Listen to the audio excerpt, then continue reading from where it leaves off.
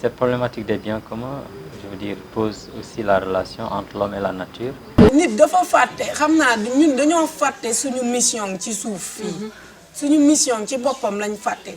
lu tax nit nekk ci kaw suuf lu tax yàlla sàkk ñu loolu dañ koo fàtte xëy na boog du ñëpp mais am na ñu bëri ñu ko fàtte voilà ñun suñu nekkin pour man fii suñu nekkin ci suuf fii c'est pour ñu mottali boog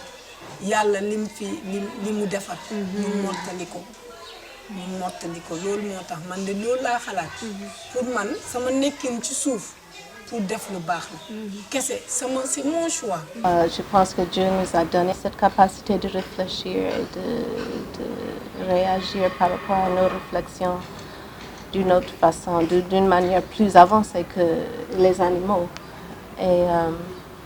donc on a une responsabilité à protéger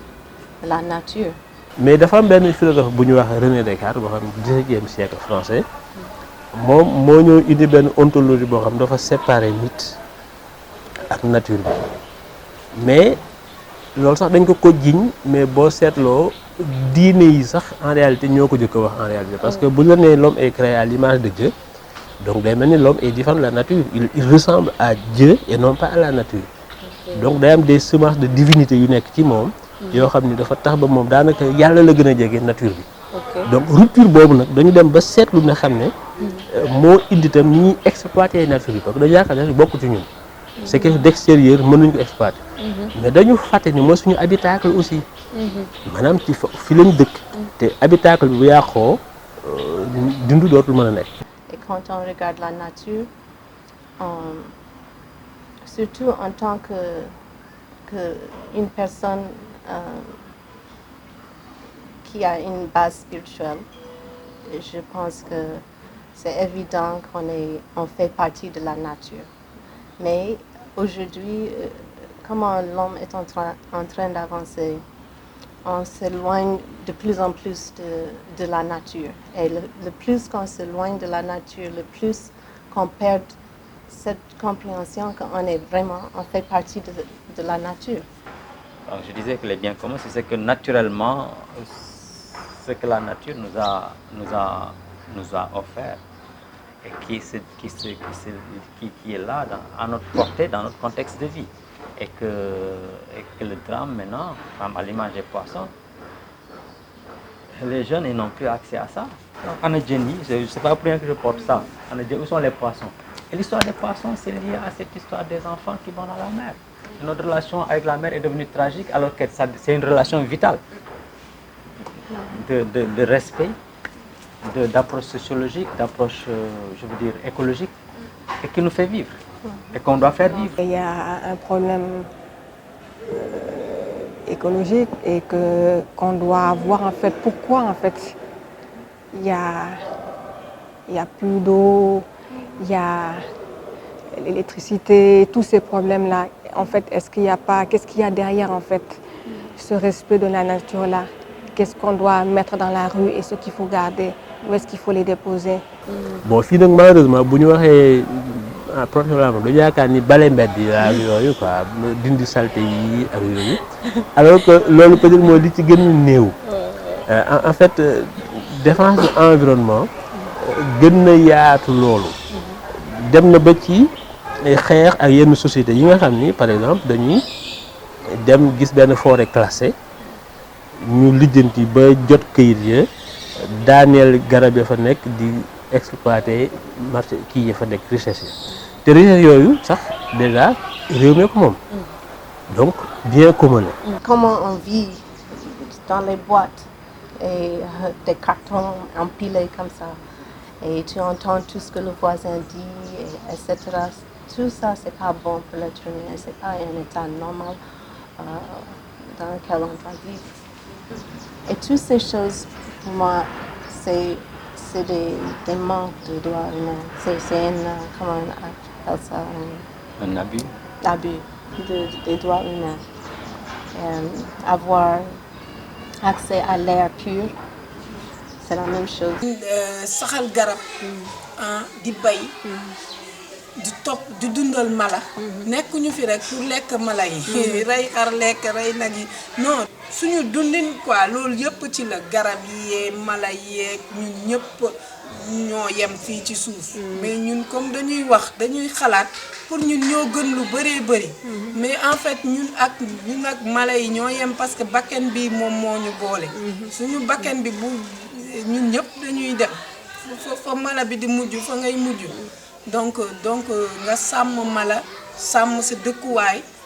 loolu yëpp dafa bokk ci li lay jëmloo kaw li lay màggloo li lay jëmloo kaw mooy li tax nga jege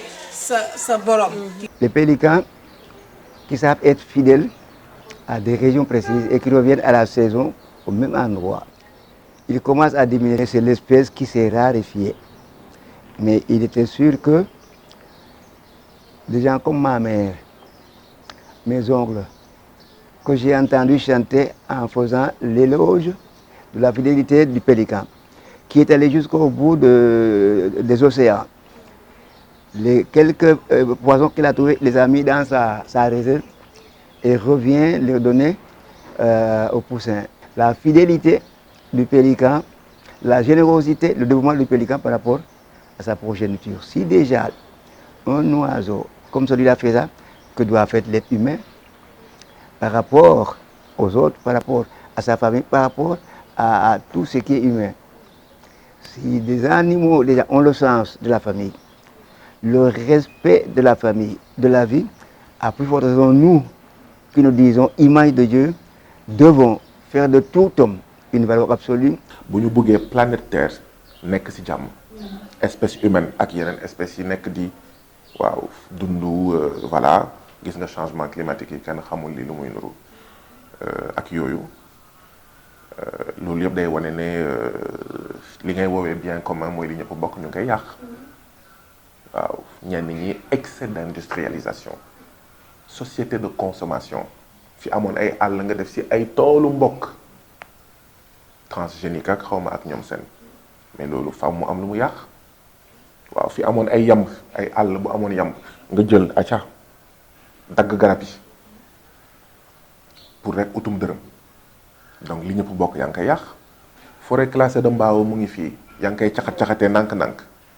ñaay bi nga xam ne ñun ñëpp ko bokk yaa ngi koy caxat-caxatee nànk-nànk tefes bi nga xam ne ñun ñëpp ko bokk bu ñu moytuwulee sama sët du mus a xam cafka dox ci géej ci tefes cafka ndoxu géej bi vague yi di frapper sa tànk yi parce que on a privatisé tout le littoral. pétrole bi gaz bi oui baax na trop yooyu ñu sàmm ko mais du moom rek xam nga bokk gi cadre de vie ci la bokk xam nga maanaam lu ñu fi fekk xam nga garab yi ci la ñu bokk njanaaw yi maanaam rab yeeg yooyu ak yi naaw yëpp ci la ñu bokk xam nga la nan la ñun ñoo am responsabilité parce que doomu aadama fu muy dund rek moom am responsabilité ñoŋal maanaam defar mu gën a baax pour ñi di ñëw ëllëg. Que c'est la vie même sur Terre qui est menacée. C'est l'espèce humaine même qui est menacée. ndax nit ñi dañuy seet ni am na yu ñu bokk mu mel ni nature bi ñu wër par exemple xam ni ñoo ko bokk oxygène bi ñu noyyi ñoo ko bokk te bu yàqoo ñëpp lay lor te ni capitalisme bi développé woo ci 20e siècle ak ci 21e siècle bi dañu bàyyi libre échange mu dem ba nature bi jëm xam ñu def ko marchandise boo xam ni mën nañu ko exploiter alors te dañu dem ba fàtte nag ni nature bi du loo xam ni dafa wuuteeg nit ñi ndax nit ñi ci seen bopp ci nature bi lañ bokk ndax nature boo koy définir philosophiquement mooy li nga xam ne nit defaru ko te nit defarul boppam